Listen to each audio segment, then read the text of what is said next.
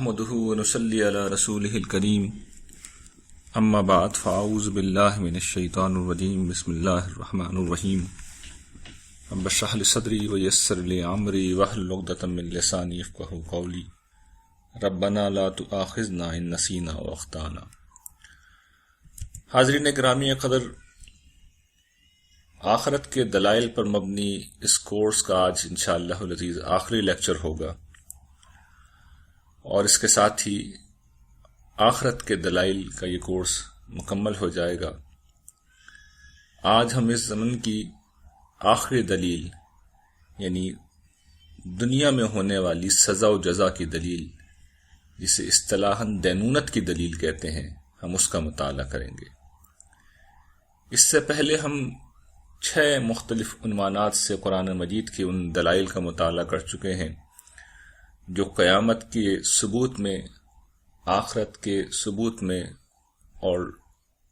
اس سزا و جزا کے ثبوت میں اللہ تعالیٰ نے پیش کیے ہیں جو آنے والے دنوں میں اور آنے والی دنیا میں برپا ہوگی۔ پچھلے جو دلائل ہم نے پڑھے تھے ان کے متعلق میں نے بار بار یہ توجہ دلائی ہے کہ وہ عقل و فطرت کے دلائل تھے، وہ ایسے دلائل تھے کہ جن کی تائید ہماری فطرت بھی کرتی ہے اور ہماری عقل بھی ان پر مطمئن ہو جاتی ہے، یعنی عقل عام ہماری ان پر مطمئن ہو جاتی ہے، ہمارا کامن سینس اس کو قبول کرتا ہے، ان دلائل کو قبول کرتا ہے۔ وہ ہمارے ان مشاہدات پر مبنی ہے جو صبح و شام دن رات ہمارے سامنے ہوتے ہیں، جنہیں ہم انفس و آفاق کی نشانیوں میں دیکھتے ہیں، اور کوئی ذی شعور شخص، کوئی عقل مند انسان، کوئی ہوش مند انسان ان کا انکار نہیں کر سکتا۔ ہم نے مقصدیت کی دلیل کو دیکھا، ہم نے فطرت کی دلیل کو دیکھا، ربوبیت کی دلیل کو دیکھا، جوڑے کی دلیل کو دیکھا، تدریج و ترتیب کی دلیل کو دیکھا، قدرت کی دلیل کو پھر پچھلے لیکچر میں ہم نے دیکھا کہ کس طریقے سے اللہ تعالیٰ یہ بتاتے ہیں کہ یہ تمہارے سامنے مشاہدات ہیں، تمہاری اپنی ذات میں، آسمان و زمین میں، اور پھر تمہاری پہلی پیدائش میں اور آسمان و زمین کی تخلیق میں، یہ سب بتاتے ہیں کہ انسانوں کو پیدا کرنا، ان کی مردہ ہڈیوں کو، ان کی بوسیدہ ہڈیوں کو دوبارہ جنم دینا میرے لیے کوئی مشکل کام نہیں ہے۔ یہ سب کچھ چیزیں جو تمہارے سامنے ہوتی ہیں یہ اس بات کی گواہ ہے کہ مردوں کو زندہ کرنے کا کام میں مستقبل میں نہیں کروں گا، میں تو ہر صبح و شام یہ کام کر رہا ہوں، میں تو اس آسمان اور اس زمین میں یہ سب کچھ کر ہی رہا ہوں، میری قدرت سے اس میں سے کچھ بھی بعید نہیں ہے۔ لیکن اس کے باوجود بہرحال یہ عقلی دلائل ہیں۔ یہ ممکن ہے کہ ایک شخص جو بالکل مادہ پرست ہو، ایک شخص جو صرف امپیریکل ایویڈنس کو مانتا ہو، جو تجربی دلیل کو مانتا ہو، وہ یہ چاہتا ہو کہ مجھے حصی سطح پر یہ ثابت کر کے بتایا جائے۔ یعنی جیسا کہ ہم نے پچھلے بعض دلائل میں یہ دیکھا تھا کہ حضرت عیسیٰ علیہ السلام کی مثال ہم نے دیکھی تھی کہ ان کے لیے اللہ تعالیٰ نے اہتمام کیا تھا کہ وہ مردوں کو زندہ کر دیتے تھے۔ اصحاب کہف کا واقعہ بھی ہم نے دیکھا تھا۔ تو یہ حصی مشاہدات ہیں، تو کوئی شخص ممکن ہے کہ اس دور میں بھی یہ تقاضا کرے، تو اللہ تعالیٰ نے موجودہ دور کی سائنس جس اصول کو آخری دلیل کے طور پہ درست سمجھتی ہے، یعنی امپیریکل ایویڈنس، یعنی کوئی چیز جس طرح لیبارٹری میں بالکل قطعیت کے ساتھ اس کے متعلق کوئی فیصلہ دیا جا سکتا ہے، تو اللہ تعالیٰ نے یہ بتایا ہے کہ انہوں نے بھی ایک لیبارٹری قائم کر رکھی ہے۔ یہ لیبارٹری تاریخ کے صفحات پر موجود ہے، اور یہ ان اقوام کے حالات ہیں جن کے درمیان اللہ تعالیٰ کے رسول مبعوث ہوئے، اور ان کے حالات میں اللہ تعالیٰ نے ایک ایسی دلیل قائم کر دی ہے کہ جس کا انکار نہیں کیا جا سکتا۔ اس دلیل کی تفصیل کچھ اس طرح ہے کہ قرآن مجید یہ بات بیان کرتا ہے کہ اللہ تعالیٰ نے ہر دور میں قوموں کی رہنمائی کے لیے انبیاء علیہ السلام کو مبعوث کیا ہے۔ نبی آئے، اپنی قوموں کی رہنمائی کرتے تھے، انہیں صحیح بات کی طرف متوجہ کرتے تھے، ان کی غلطیوں کی اصلاح کرتے تھے، ان کو گمراہیوں کے اندھیروں سے نکالتے تھے، جو چیز وہاں پر غلط رواج پا جاتی تھی اس کو ہدف تنقید بناتے تھے، صحیح راستے کی طرف ان کی رہنمائی کرتے تھے، اور خاص طور پر شرک کے حوالے سے، خدا کی بندگی کے حوالے سے ہمیشہ انہیں متنبہ کرتے تھے، متوجہ کرتے تھے، اچھے اعمال اور اچھے اخلاق کی طرف انہیں بلاتے تھے، اور آخرت کی جواب دہی کے لیے انہیں تیار کرتے تھے۔ لیکن انبیاء علیہ السلام کے ساتھ یہ معاملہ رہا کہ ان کی قوموں نے بارہا ان کو جھٹلایا، ان کی تکذیب کی، حتیٰ کہ بعض نبیوں کو قتل بھی کیا گیا۔ لیکن بہرحال اس کے ذریعے سے اللہ تعالیٰ کا پیغام پہنچ جاتا تھا. تاہم اللہ تعالیٰ نے بعض انبیاء علیہ السلام کو نبوت سے آگے بڑھ کر رسالت کے منصب پر فائز کیا. رسالت کے منصب کا مطلب یہ ہے کہ اب اس ہستی کا رسول ہونا اللہ تعالیٰ اسی دنیا میں ثابت کریں گے، اور اس کی تفصیل ہم انشاءاللہ جب رسالت کے دلائل پڑھیں گے تو وہاں پر اس اسلوب کی میں مزید وضاحت کروں گا. لیکن عملی طور پر اس کا نتیجہ یہ نکلتا تھا کہ ان رسولوں کی دعوت صرف بات کے پہنچا دینے تک محدود نہیں رہتی تھی، بلکہ جب یہ اپنی قوموں پر اتمام حجت کر لیتے تھے، یعنی اپنی بات اس طرح ان تک پہنچا دیتے تھے کہ اس کا انکار کرنا کسی معقول بنیاد پر ممکن نہیں رہتا تھا،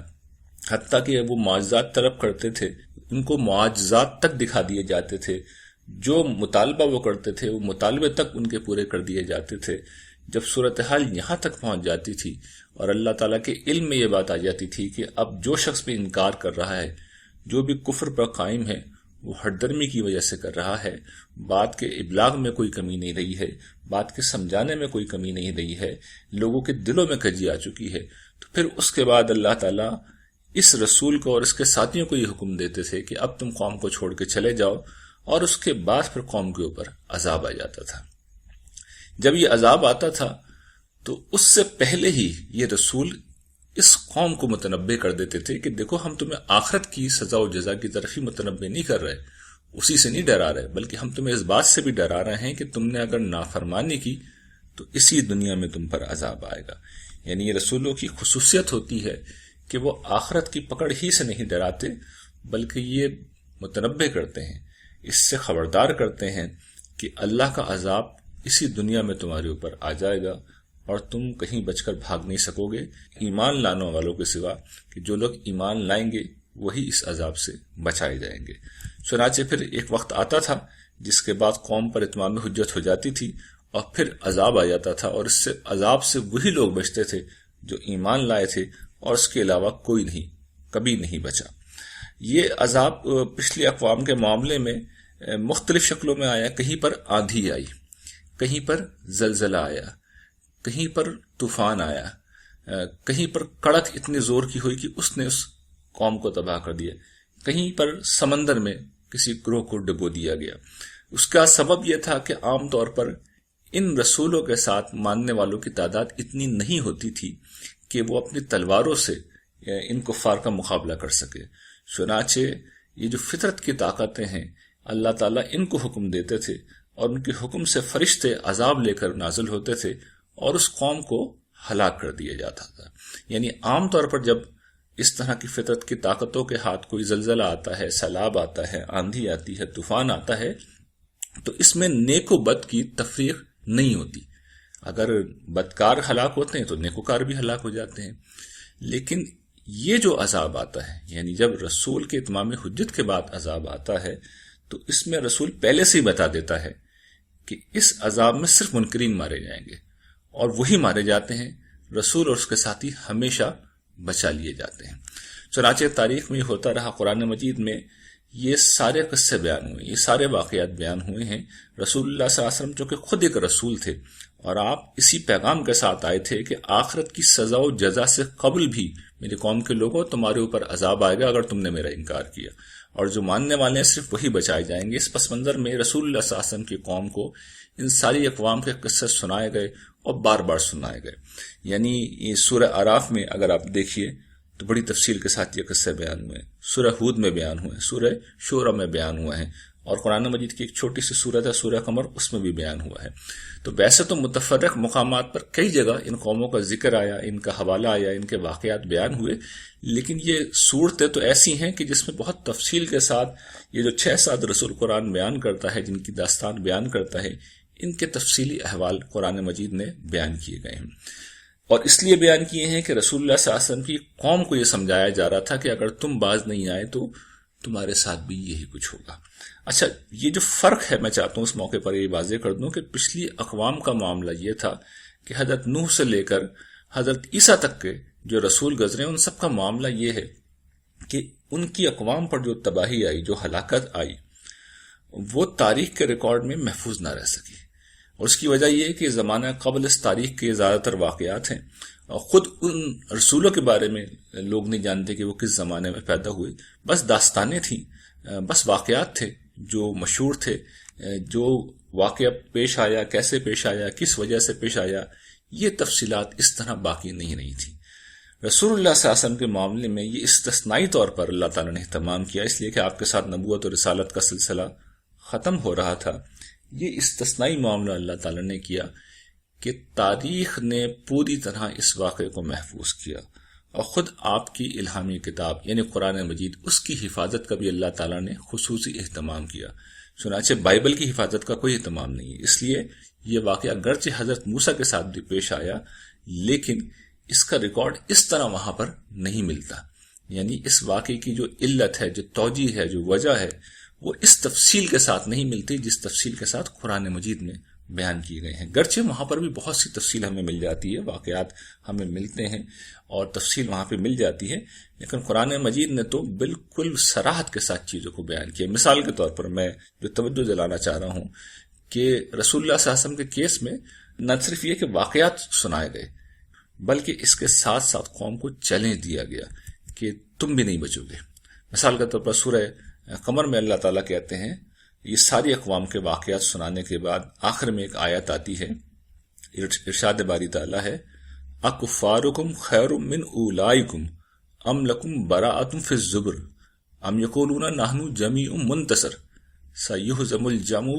ویولون الدبر بل الساعۃ موعدہم والساعۃ ادھیٰ وامر۔ مطلب یہ ہے کہ یہ جو تمہاری قوم کے کفار ہیں، یہ جو پچھلی اقوام کے کفار تھے، ان سے کچھ زیادہ بہتر ہیں؟ یعنی یہ جو اللہ تعالیٰ کہتے ہیں، جو قصے سنائے گئے ہیں، تو ان کے منکرین کو ہلاک کیا گیا، ان کے کفار کو ہلاک کیا گیا، تو تمہاری قوم کے جو کفار ہیں کچھ بہتر ہیں، یا تمہارے لیے آسمانی صحیفوں میں کوئی برات نامہ لکھا ہوا ہے؟ یعنی تم میں کوئی ایسی خوبی ہے کہ تمہیں چھوڑا جائے؟ تم میں کوئی خوبی نہیں ہے کہ تمہیں چھوڑا جائے، اور نہ تمہارے لیے کوئی اعلان برات درج ہے آسمانی صحیفوں میں کہ قریش پہ ہاتھ نہیں ڈالا جائے گا، نہیں، تم مارے جاؤ گے۔ پھر قرآن طریقہ تک بیان کر رہا ہے کیسے مارے جائیں گے۔ اللہ تعالیٰ کہتے ہیں کہ کیا ان کا زوم ہے کہ ہم مقابلہ رکھنے والی جمعیت ہیں؟ قریش کو یہی زوم تھا کہ یہ تو چند گنتی کے لوگ ہیں جو ایمان لا رہے ہیں، غریب ہیں، اصل طاقت تو ہمارے پاس ہے، ہم سردار ہیں، ہم قریش ہیں، ہم پورے زمین عرب کے بادشاہ ہیں، اقتدار ہمارے پاس ہے، سب ہماری بات مانتے ہیں، سیادت و قیادت ہمارے ہاتھ میں ہے۔ تو اللہ تعالیٰ کہتے ہیں یہ یاد رکھیں، ان کی جمعیت عنقریب شکست کھائے گی اور یہ پیٹھ پھیر کر بھاگیں گے، بلکہ ان سے جو وعدہ ہے، اور اب یہ قیامت پہ استدلال کر رہے ہیں کہ نہیں، ان سے جو وعدہ ہے اس کے پورا ہونے کا اصلی وقت تو قیامت کا دن ہے، اور وہ دن بڑا ہی سخت اور بڑا ہی کڑوا ہوگا۔ اور یہ وعدہ اللہ تعالیٰ نے جس کا یہاں ذکر کیا ہے، ہم جانتے ہیں کہ جنگ بدر کے دن یہ وعدہ اس طرح پورا ہوا کہ انسانی تاریخ کی واحد جنگ تھی جس کے اندر صرف سردار مارے گئے۔ قریش کے جتنے بھی لیڈرز تھے، جتنے بھی سردار تھے جنہوں نے انکار کیا تھا، چن چن کے مارے گئے، عام لوگ نہیں مرے، عام لوگ بچ گئے۔ عام طور پہ جنگوں میں آپ کے علم میں ہوگا عام لوگ مارے جاتے ہیں، سردار بچ جاتے ہیں۔ یہ جنگ اس اعتبار سے بڑا ہی استثناء تھی، حتیٰ کہ جو ایک بہت بڑا دشمن تھا ابو لہب، وہ ڈر کے مارے اس جنگ میں آیا ہی نہیں تھا، لیکن جیسے ہی یہ واقعہ پیش آیا جنگ بدر کے دن، جیسے ہی کفار کو شکست ہوئی، اس کے 2-3 دن بعد اس کو بھی طاعون کی گلٹی نکلی، اور یہ بھی انتہائی ذلت و رسوائی سے اسی وقت مر گیا، یہاں تک کہ اس کو کوئی دفن کرنے والا بھی نہیں تھا، اور اس کے بیٹوں نے کچھ حبشیوں کو ہائر کیا، اور انہوں نے پھر ڈنڈے مار مار کر گھسیٹتے ہوئے لاش کو دور سے، یعنی کوئی چھونے کے لیے بھی تیار نہیں تھا، ایک گڑھے میں لے جا کے اس کی لاش کو پھینک دیا، اس لیے کہ ہر شخص ڈرتا ہے کہ طاعون اس کو ہی نہ ہو جائے۔ تو یہ کفار مکہ کے ساتھ ہوا، اور جو رسول اللہ صلی اللہ علیہ وسلم کے ماننے والے تھے ان کو پہلے سے یہ بتا دیا گیا تھا کہ زمین کا اقتدار ان کو دے دیا جائے گا۔ سورہ نور میں اللہ تعالیٰ نے اس بات کو بیان کیا تھا، وعد اللہ الذین آمنوا منکم وعملوا الصالحات لیستخلفنہم فی الارض کما استخلف الذین من قبلہم ولا یمکنن لہم دینہم الذی ارتضی لہم ولا یبدلنہم من بعد خوفہم امنا یعبدوننی لا یشرکون بی شیئا ومن کفر بعد ذلک فاولئک هم الفاسقون۔ ان آیات کا مطلب یہ ہے کہ صحابہ اکرام سے اللہ تعالیٰ یہ وعدہ کر رہے ہیں کہ تم میں سے جو لوگ ایمان لائے ہیں اور جنہوں نے عمل صالح کیے ہیں، ان سے اللہ کا وعدہ ہے دیکھیے یہ وعدہ کر رہے ہیں اللہ تعالیٰ. اب یہ واقعہ پیش نہیں آیا، ابھی مسلمان مدینے میں ہیں، ایک طرح سے محصور ہیں، چاروں طرف کفار ہیں، پوری سرزمین عرب پر قریش کا اقتدار قائم ہے، ہر جگہ دشمن ہے، جان بچانی مشکل ہو رہی ہے، پیدر پہ جنگی مسلط ہو رہی ہیں. ان حالات میں وعدہ کر رہے ہیں تم سے وعدہ ہے تمہیں سرزمین میں اقتدار دیں گے جیسا کہ ان کو دیا جو تم سے پہلے گزرے، جو ان سے پہلے گزرے جس طرح ان کو اقتدار دیا ان کو بھی، صحابہ کرام کو بھی اللہ تعالیٰ کہتے ہیں کہ ان کو بھی اقتدار دیا جائے گا. اور اس وقت جس بدامنی کا یہ خوف کا شکار تھے ان کے بارے میں اللہ تعالیٰ کہہ رہے ہیں کہ ان کی اس دین کو متمکن کرے گا جس کو ان کے لیے پسندیدہ ٹھہرایا ہے. یعنی اندیشہ تھا نا کہ کفار مسلمانوں کو ہلاک نہ کر دیں اور اسلام مٹ نہ جائے، نہیں ہے، فرمایا ایسا نہیں ہوگا، ایسا نہیں ہوگا. اور قرآن نے دیگر مقامات کے اوپر بیان کر دیا کہ هو الذی ارسل رسولہ بالہدی ودین الحق لیظہرہ علی الدین کلہ ولو کرہ المشرکون. یہ کافر، یہ مشرک کتنے ہی اس کو بات کو ناپسند کریں، اللہ تعالیٰ کہتے ہیں کہ اللہ نے اپنے رسول کو دین حق کے ساتھ بھیجا ہے، اور اس لیے بھیجا ہے کہ اس دین کو وہ غالب کر دے گا تمام ادیان کے اوپر. یہی بات ہے جو یہاں بیان کی جا رہی ہے کہ اللہ تعالیٰ کا یہ فیصلہ ہے، یہ فیصلہ ہے کہ جس دین کو پسند کیا ہے اس کو غالب کرے گا، اس کو زمین کے اوپر اقتدار دے گا، متمکن کرے گا، اور جس خوف کا یہ شکار ہے اس خوف کو امن سے بدل دے گا. وہ میری ہی عبادت کریں گے اور کسی کو میرا شریک نہیں ٹھہرائیں گے، اور جو اس کے بعد کفر کریں گے تو در حقیقت وہی لوگ نافرمان ہیں. تو یہ وعدہ بعین ہی پورا ہوا، اور ہم جانتے ہیں کہ پہلے سرزمین عرب میں اور پھر پوری دنیا میں صحابہ کرام کا اقتدار، پوری متمدن دنیا میں مڈل ایسٹ پہ صحابہ کرام کا اقتدار قائم ہو گیا. تو یہ ایک ایسی دلیل ہے جس کا انکار نہیں کیا جا سکتا، جس کی تردید نہیں کی جا سکتی. یہ امپیریکل ایویڈنس ہے، یعنی ایک واقعہ ابھی ہوا ہی نہیں ہے، آپ نے ہونے سے پہلے بتا دیا. یہ کام تو صرف کوئی سچا نبی، سچا رسول کر سکتا ہے. اور وہ سزا و جزا جس کی طرف وہ رسول بلا رہا تھا، وہ نبی بلا رہا تھا، وہ سزا و جزا وہ برپا کر کے دکھا دی. یعنی دنیا میں جس پہلو سے سزا و جزا برپا کی جا سکتی ہے آخری درجے میں، وہ سزا برپا کر کے دکھائی گئی.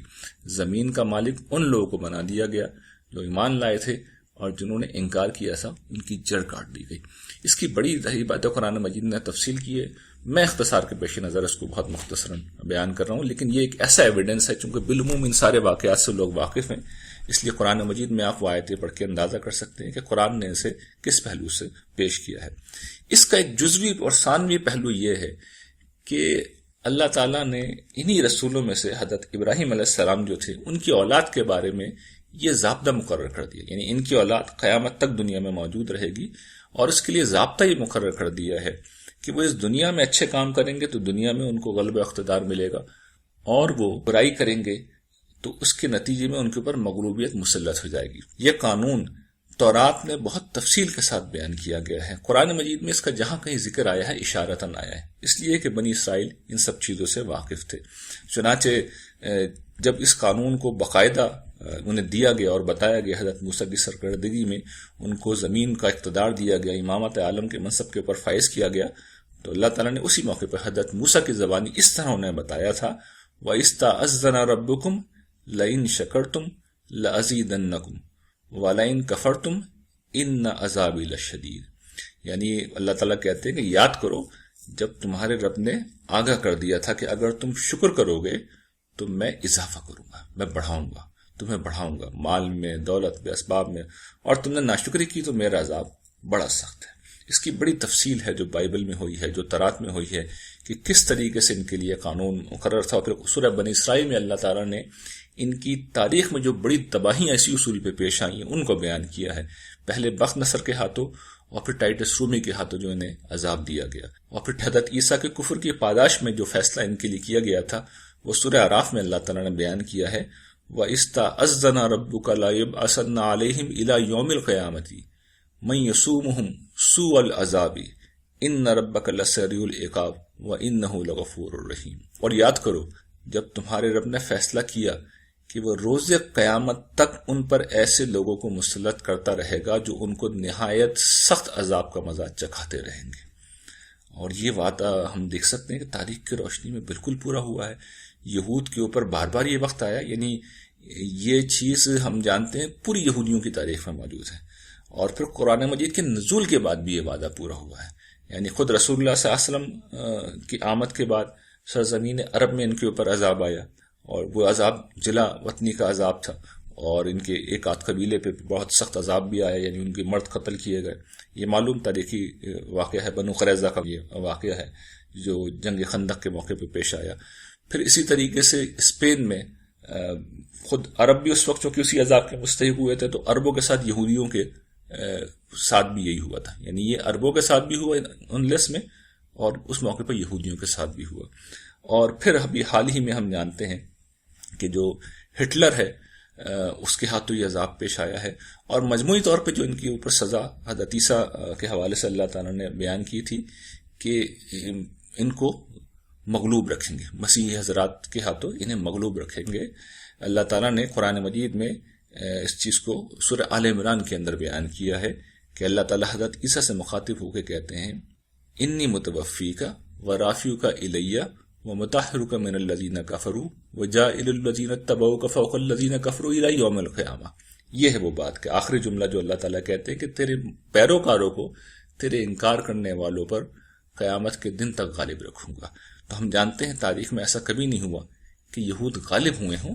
اور وہ مغلوب ہی رہے، آج بھی مغلوب ہیں۔ اس وقت بھی ان کی جو سلطنت ہے اسرائیل، وہ سر تا سر عیسائی طاقتوں کی مرہون منت ہے۔ پہلے سلطنت برطانیہ تھی، اور اس وقت امریکہ جو اس سلطنت کو قائم رکھے ہوئے ہیں، اور یہی حقیقت ہے۔ باقی جو کانسپائریسی تھیوریز لوگ بیان کرتے رہتے ہیں اس کی کوئی حقیقت نہیں ہے۔ حقیقت یہی ہے کہ پہلے برطانیہ اور اس وقت امریکہ ہے جو ریاست اسرائیل کو بچا رہا ہے، اسے تحفظ دے رہا ہے، ورنہ عرب اتنے سارے ہیں، مسلمان اتنے سارے ہیں کہ انہیں ختم کر دیں۔ لیکن بدقسمتی یہ ہے کہ چونکہ یہ قانون حضرت ابراہیم کی اولاد کے بارے میں تھا، تو یہود کے ساتھ عرب بھی حضرت ابراہیم کی اولاد ہیں، چنانچہ ان پر بھی اسی قانون کا اطلاق قرآن مجید کی روشنی میں ہم جب تاریخ کو دیکھتے ہیں تو محسوس ہوتا ہے کہ اسی طرح اس قانون کا اطلاق ہوا۔ انلس کا بھی میں نے حوالہ دیا، مسلمان کس طرح ہلاک ہوئے، بغداد کا معاملہ ہم جانتے ہیں، اور اس وقت بھی جو مڈل ایسٹ میں سب کچھ ہو رہا ہے، مسلمانوں پہ اللہ تعالیٰ نے بڑا کرم کیا تھا جب انہوں نے شریعت کا نام لیا، شرک و بدعات کو سرزمین عرب سے نکالا، تو ان کے قدموں سے اللہ تعالیٰ نے سیال سونے کو، پیٹرولیم کو پیدا کر دیا۔ لیکن بجائے اس کے کہ وہ دعوت کے کاموں میں سے استعمال کرتے، وہ عیش و عشرت میں پڑ گئے، جوئے میں لگ گئے، عیاشی میں لگ گئے۔ اس کا نتیجہ اب ہم دیکھ رہے ہیں، نکل رہا ہے۔ محسوس یہ ہوتا ہے کہ یہاں پر بھی سزا کا عمل اللہ تعالیٰ کی طرف سے شروع ہو گیا ہے، اور اللہ تعالیٰ بس اپنی پناہ میں رکھے، ہماری خطاؤں کو معاف فرمائے۔ لیکن جب اللہ تعالیٰ کی سزا آتی ہے تو وہ بہت ہی دردناک ہوتی ہے۔ تو یہ وہ چیز ہے جو قرآن مجید میں اس حوالے سے بیان ہوئی ہے۔ ظاہر ہے کہ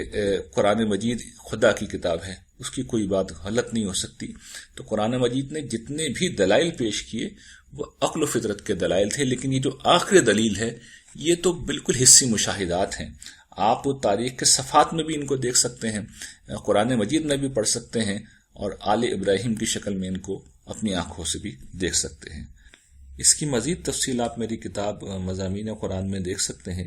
جہاں پر میں نے قرآن مجید کے تمام حوالوں اور واقعات سے اس پورے قانون کی تفصیل بیان کی ہے۔ اسی طرح میری کتاب ہے عروج و زوال کا قانون اور پاکستان، اس میں نے سارے تاریخی حوالوں سے بھی اس آخری قانون کو بہت تفصیل کے ساتھ بیان کیا ہے۔ اس کے ساتھ ہمارا یہ کورس اللہ تعالیٰ کی توفیق سے مکمل ہوا۔ اللہ تعالیٰ کا بڑا احسان ہے کہ اس نے اس گنہگار سے خدمت لی۔ اگر کسی شخص کا ایمان اس سے یقین میں بدل جائے اور شک کی وادیوں سے نکل کر وہ حقیقی ایمان کا ذائقہ چکھ لے، تو میں سمجھتا ہوں یہ میری زندگی کا حاصل ہوگا۔ میرے لیے بھی دعا کیجیے گا کہ اللہ تعالیٰ ایمان کا رسوخ جو ہے وہ قلب کے اندر عطا فرمائے، اور ہم سب کو توفیق دے کہ اپنی زندگی کو اللہ تعالیٰ کی مرضی و منشا کے مطابق ڈھال سکیں، تاکہ کل جب قیامت کا دن آئے تو ہم پر خدا کا عذاب نہ ہو بلکہ اس کی رحمت ہو۔ وآخر دعوانا ان الحمد للہ رب العالمین۔